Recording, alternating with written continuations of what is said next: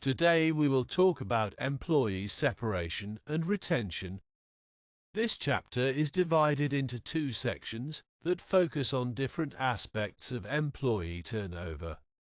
The first section examines involuntary turnover, which refers to turnover initiated by the organization itself. In many cases, this type of turnover involves employees who would actually prefer to stay with the company. The chapter explores the reasons behind involuntary turnover and its impact on the organization. The second section of the chapter deals with voluntary turnover, which occurs when employees themselves initiate the decision to leave the company. It is worth noting that in many cases, the company would prefer to retain these employees. The chapter explores the factors that contribute to voluntary turnover and discusses strategies that organizations can employ to minimize it.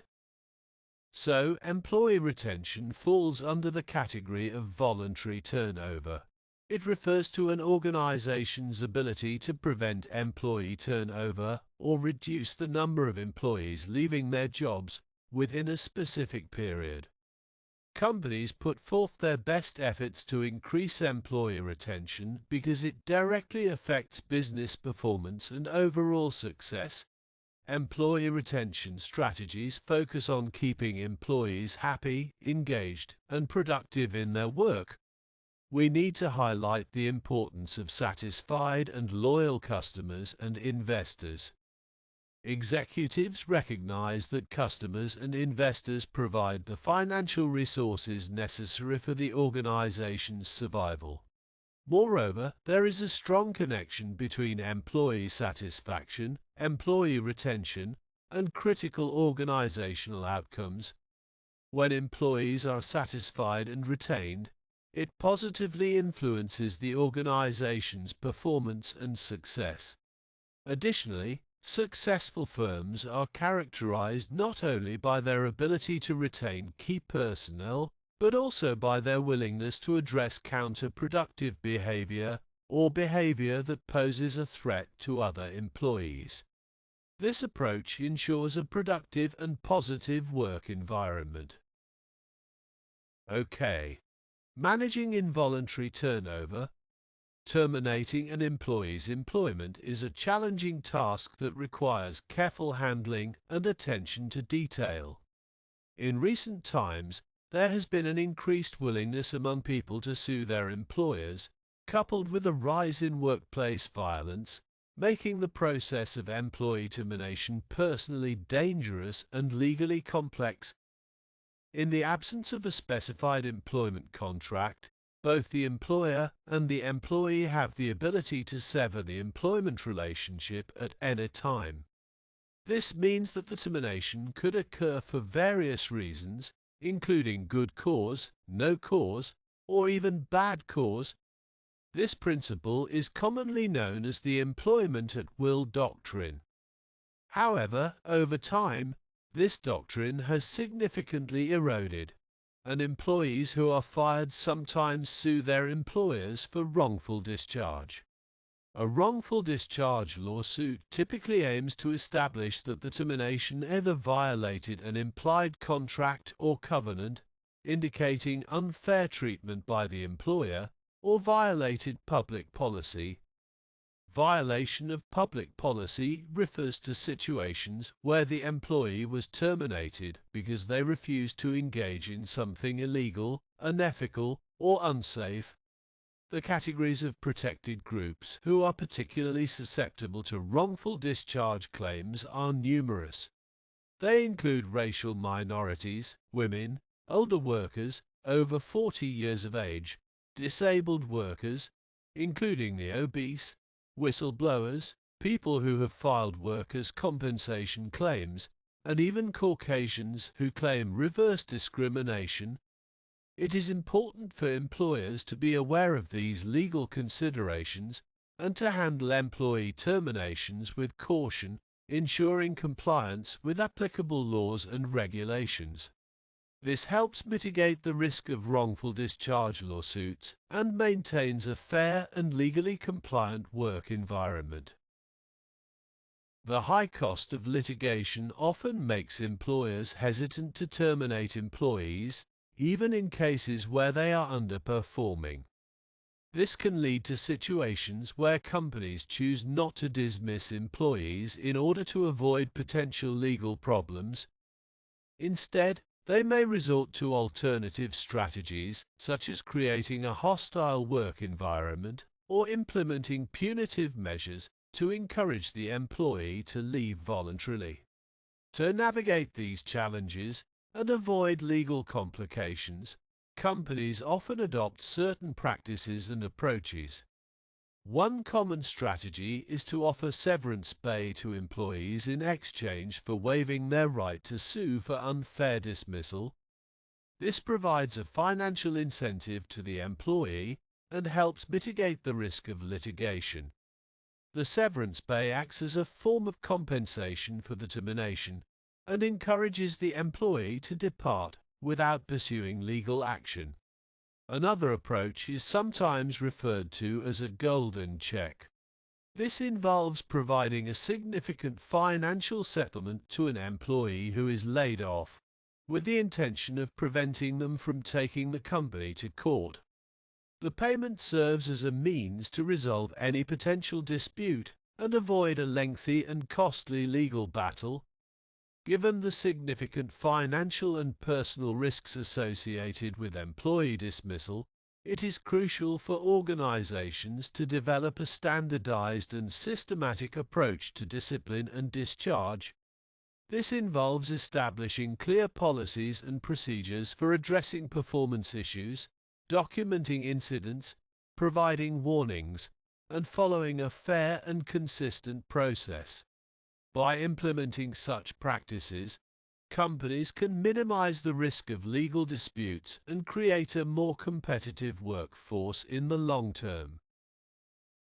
In the context of an effective discipline system, it is crucial for all employees, including the individual facing disciplinary action, to perceive the system as fair.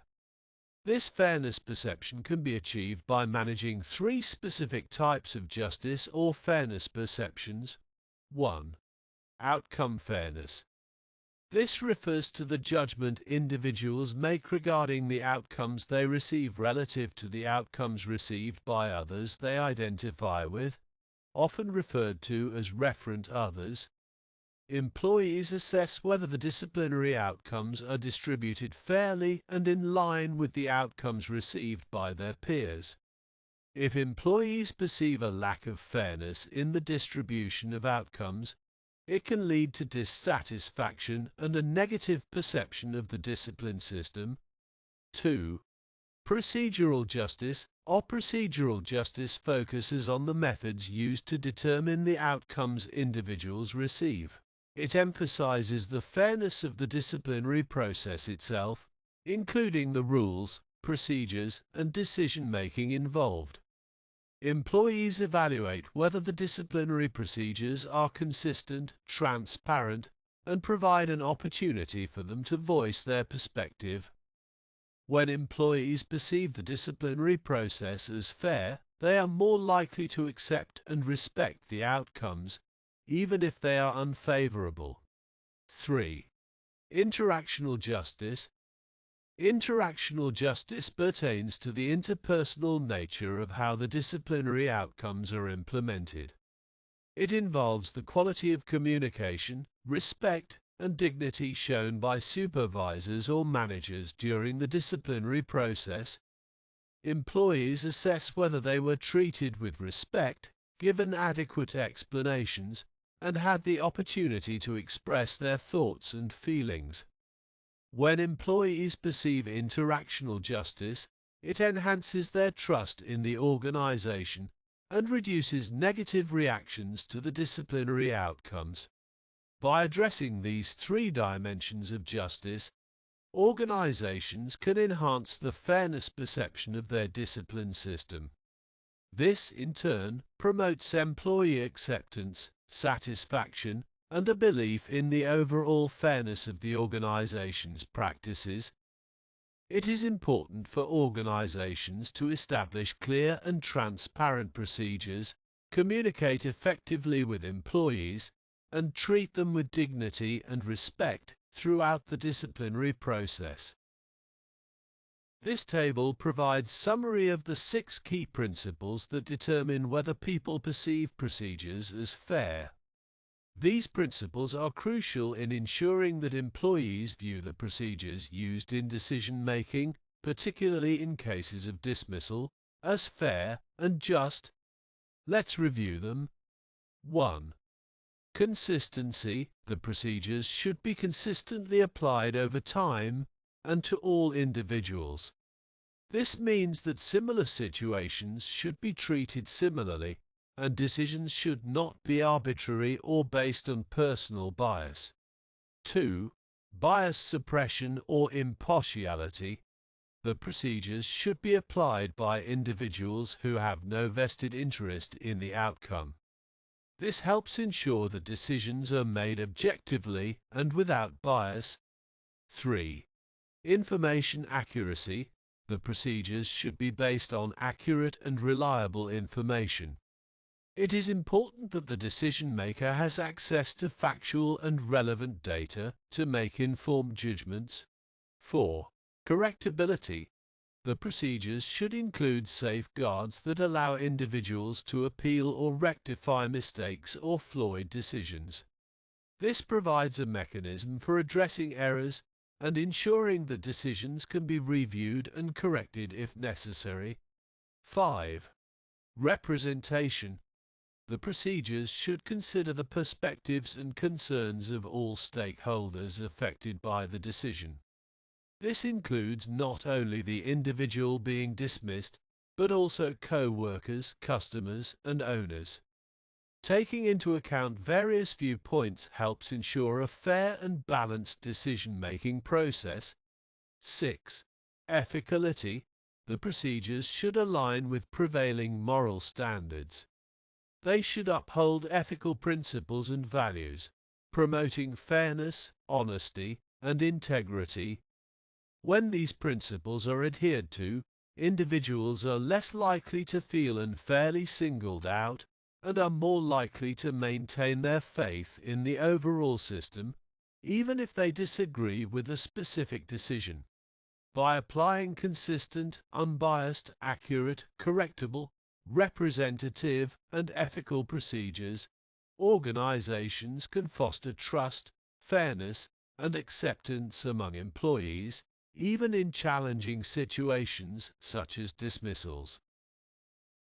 As you see, this table outlines the 4 key determinants of interactional justice which are crucial for individuals to perceive the implementation of decisions as fair, particularly in the context of dismissals. Let's review each determinant. 1. Explanation. This refers to the extent to which the decision is explained well and justified to the employee. Providing clear and transparent explanations about the reasons behind the dismissal decision helps individuals understand the rationale and reduces feelings of unfairness.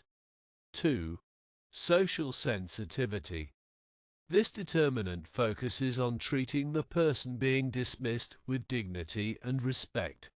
It involves conducting the dismissal process in a considerate manner that values the individual's worth and acknowledges their contributions to the organization. Treating employees respectfully helps maintain their self-esteem and reduces negative emotional reactions. 3. Consideration. Listening to the concerns of the person being dismissed is an essential aspect of interactional justice. Actively engaging in a dialogue, giving them an opportunity to express their thoughts, and addressing their concerns demonstrates a fair and respectful approach. This consideration helps individuals feel heard and valued, even if they ultimately disagree with the decision. 4. Empathy. Empathy involves identifying with the person's feelings and demonstrating understanding. Recognizing the emotional impact of the dismissal and expressing empathy can help alleviate some of the anger and resentment that may arise from such a decision. Showing empathy acknowledges the individual's emotions and can contribute to a more constructive and compassionate process. Progressive discipline and alternative dispute resolution. Let's explore the main points together. 1. Termination as the last resort. Except in extreme cases, it is generally advisable not to terminate employees for a first offence. Instead, termination should be considered after going through a systematic discipline program that allows for corrective measures and improvement. 2. Systematic discipline program. An effective discipline program consists of two central components. The first component is proper documentation, which includes having clearly defined work rules and job descriptions in place before administering discipline. Documentation plays a crucial role in establishing expectations and providing evidence of policy violations or performance issues. 3. Progressive punitive measures. The second component of an effective discipline program is the implementation of progressive punitive measures. This approach involves imposing increasingly severe consequences for repeated offences. It typically starts with informal or unofficial warnings, followed by written warnings for subsequent offences. Depending on the severity and frequency of the misconduct, further consequences such as temporary suspension may be employed. Termination should be the final step in the progressive disciplinary process. 4. Alternative dispute resolution, ADR. ADR is a method of resolving disputes without resorting to the legal system. It involves various stages, including an open-door policy where employees can voice their concerns, peer review where colleagues can provide input, mediation where a neutral third party facilitates discussions, and arbitration where a neutral individual makes a binding decision. ADR can provide a fair and efficient means of resolving conflicts and mitigating the need for costly legal proceedings.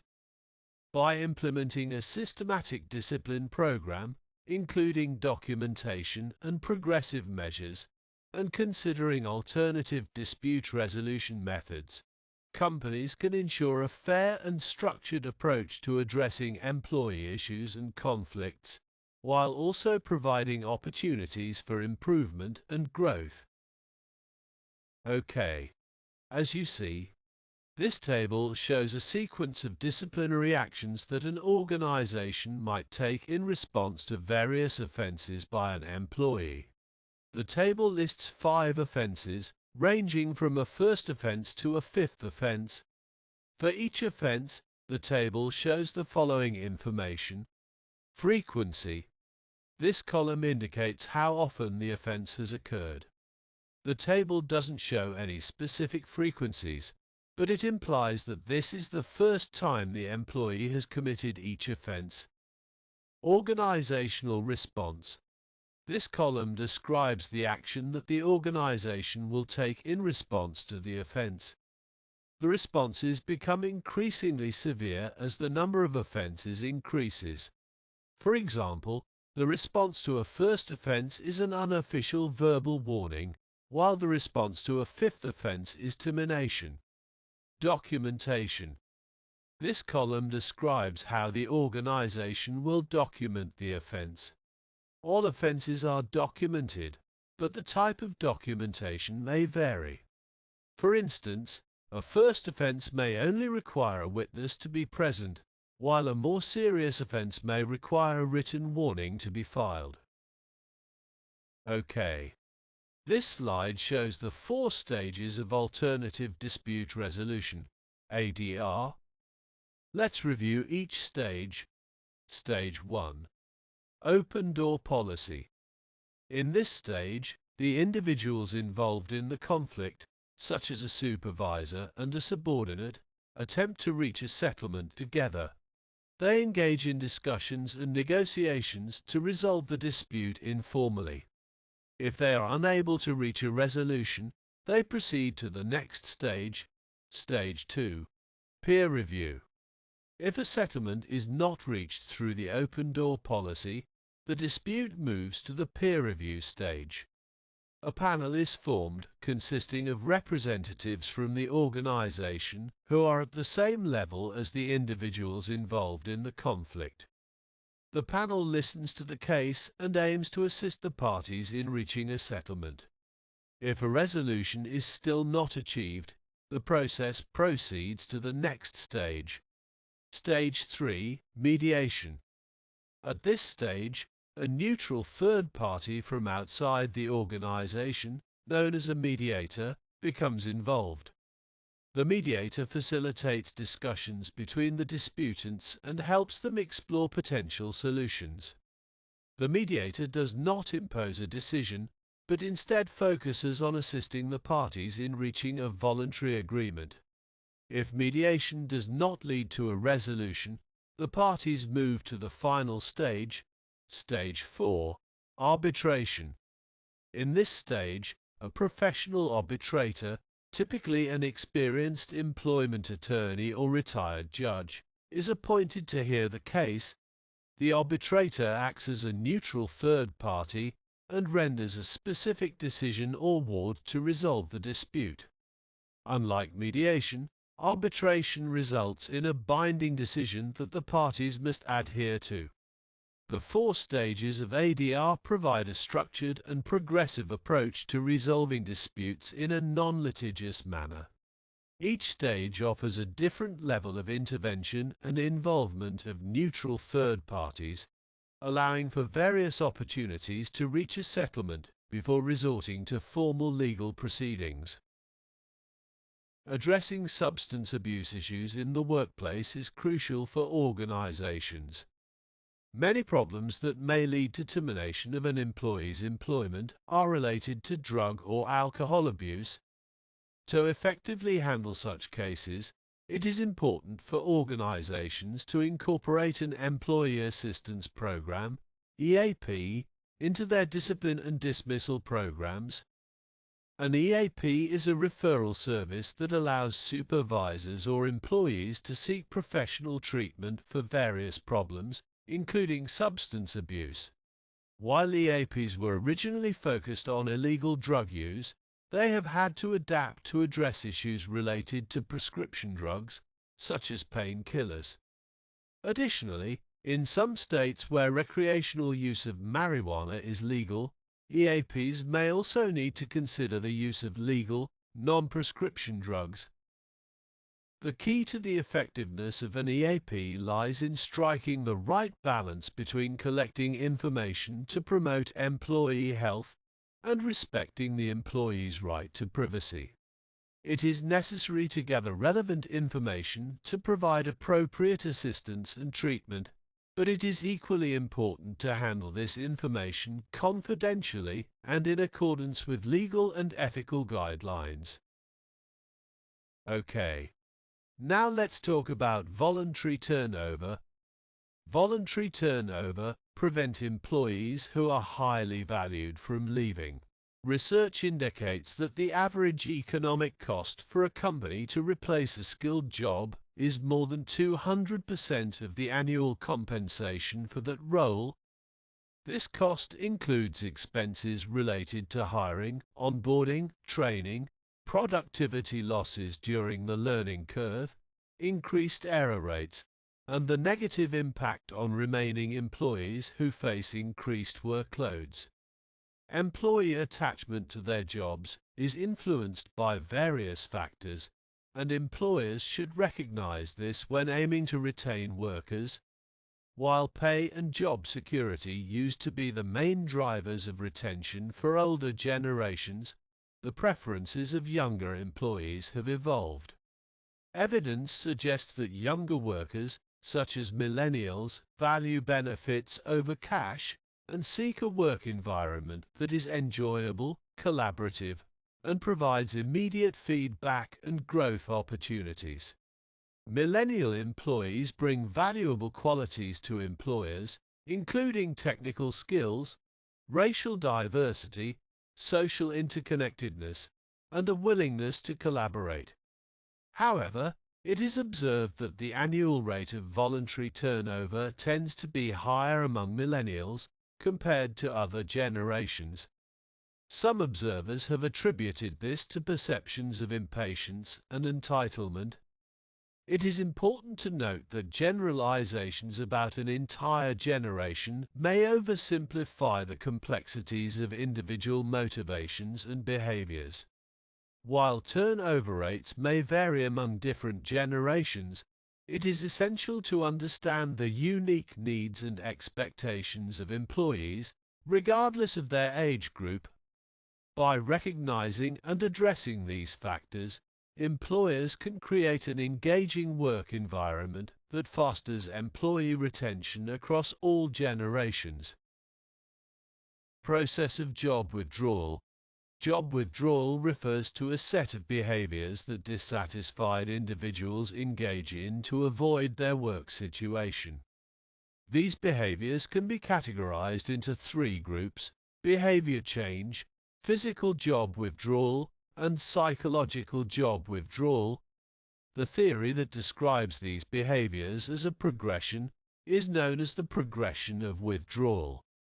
When employees experience dissatisfaction, their initial response is often to attempt to change the conditions that are causing their dissatisfaction. They may actively seek to modify their work environment or address specific issues. In some cases, employees may choose a less constructive approach and engage in whistleblowing, which involves making their grievances public by going to the media. If attempts to change job conditions are unsuccessful or not feasible, dissatisfied workers may consider leaving their current job as a solution. This can involve seeking an internal transfer if the dissatisfaction is specific to the current role. However, if the source of dissatisfaction stems from organization-wide policies or practices, employees may opt for organizational turnover by leaving the company altogether. When individuals are unable to change their circumstances or physically remove themselves from their jobs, they may resort to psychological disengagement. This means that they mentally detach themselves from their work, experiencing reduced motivation, involvement, and commitment to their job responsibilities. Job involvement refers to the extent to which individuals identify themselves with their jobs. It reflects the degree of importance and personal significance they attach to their work roles. On the other hand, organizational commitment refers to the level of identification an employee has with the organization as a whole. It indicates the employee's willingness to invest effort and support the organization's goals. Understanding these concepts of job withdrawal, job involvement, and organizational commitment can help organizations identify and address employee dissatisfaction, leading to improved job satisfaction, engagement, and retention. The last slide we have is this diagram. This diagram, showing the causes and manifestations of job withdrawal. The left side of the diagram lists causes of job dissatisfaction, which can be categorized into four areas. Personal disposition. This refers to an employee's individual characteristics and their fit with the job. Tasks and roles. This refers to the specific tasks and responsibilities of the job and how well they align with the employee's expectations and skills. Supervisors and co-workers. This refers to the quality of the relationships that an employee has with their supervisor and colleagues. Pay and benefits. This refers to the financial compensation and other benefits that an employee receives for their work. The right side of the diagram lists manifestations of job withdrawal, which are the negative behaviors and attitudes that can result from job dissatisfaction. These are behavior change. This refers to a change in an employee's work habits or behaviors, such as increased absenteeism, tardiness, or a decrease in productivity. Physical job withdrawal. This refers to physical signs of withdrawal from the job, such as health problems or substance abuse. Psychological job withdrawal. This refers to a mental withdrawal from the job, such as apathy, cynicism, or loss of motivation. Thank you for watching. If you liked this video, please like and subscribe to channel.